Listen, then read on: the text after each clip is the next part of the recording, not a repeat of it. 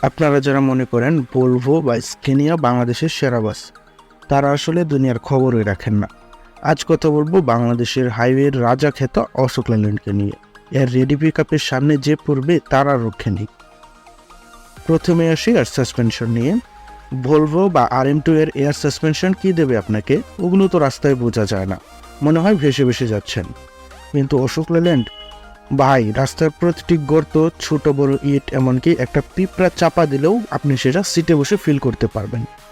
Air leaf spring এর যে রাজকীয় ঝাঁকুনি, তা আপনার হাড়ের জয়েন্টগুলোকে রিমিক্স করে দেবে। ফ্রিতে ফুল বডি মেসেজ, যা ভলভোতেও পাবেন না। এবার আসুন রেডি পিকআপ নিয়ে। ড্রাইভার যখন গিয়ার চেঞ্জ করে পিকআপে চাপ দেয়, তখন মনে হয় বাস না, কোনো রকেট টেক অফ করছে। সামনে স্কেনিয়া আসুক বা BMW আসুক, অশোকের এই বিকট শব্দ আর কালো ধোঁয়ার অ্যাটাক দেখে সে সাইড দিতে বাধ্য থাকবে। পরিবেশ প্রেমীরা একে স্মোক বম্ব বললেও আমরা বাস লাভাররা জানি এটা আসলে অশোক পারফিউম। আর এর সাউন্ড সিস্টেম, কোনো মিউজিক প্লেয়ার লাগে না রে ভাই।